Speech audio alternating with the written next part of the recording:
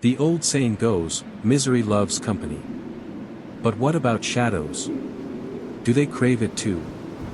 Sarah, a freelance graphic designer, spent most of her evenings tethered to her laptop, her face illuminated by the glow of video calls with clients and friends scattered across time zones. She loved the convenience, the illusion of closeness despite the miles. But that illusion was about to shatter. It was a typical Tuesday night.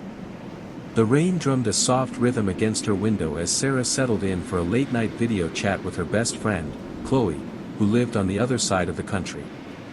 Their conversation flowed easily, filled with laughter and updates on their day. Sarah's apartment, usually bustling with the sounds of city life, was unusually quiet tonight. She was alone, save for her reflection in the dark screen of her second monitor. Suddenly, Chloe's cheerful expression faltered.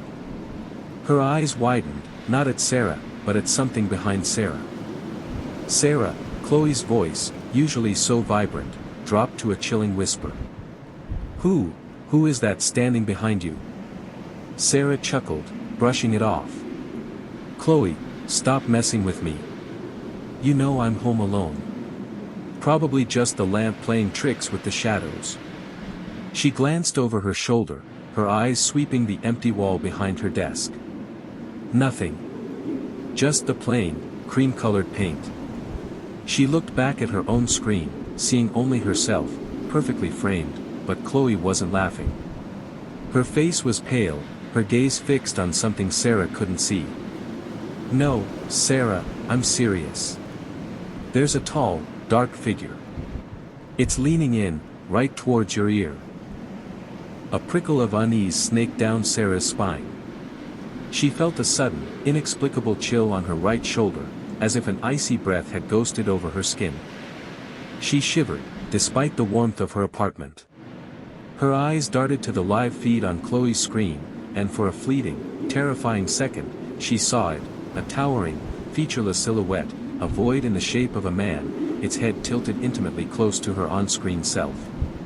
Just as quickly, it vanished, replaced by a momentary digital glitch, a blur of static and pixelated chaos. "Chloe, what did you see?" Sarah's voice was tight with fear. Before Chloe could answer, the connection flickered again. This time, it wasn't just a glitch. The entire video feed seized, pixels scrambling into illegible noise.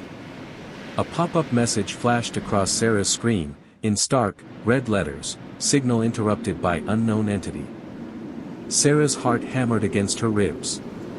Her hands, trembling, reached for her mouse, trying to close the ominous message, but the screen was frozen. A deep, guttural sound, like static trying to form words, began to emanate from her speakers. It was a distorted whisper, utterly inhuman, yet it seemed to call her name, Sa-Ra. Suddenly, the screen cleared. The unknown entity message was gone. Chloe was back, her face a mask of abject horror. But something was wrong. Terribly wrong. In Chloe's video feed, Sarah saw herself, trapped inside the small, circular icon of the other participant.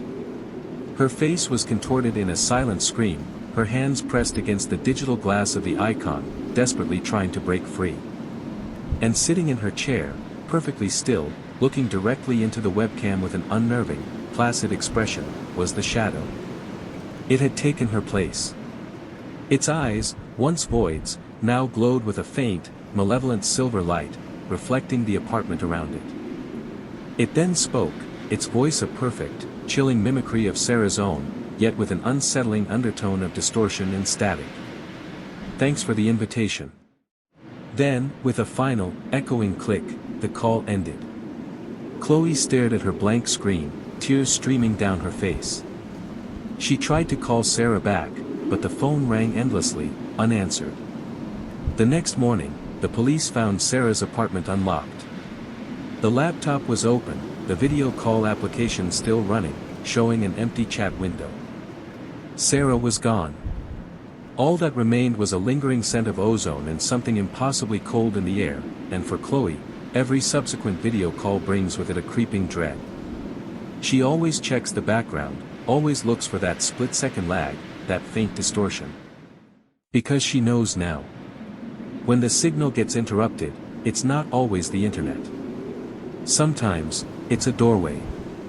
And some entities are just waiting for an invitation to step through.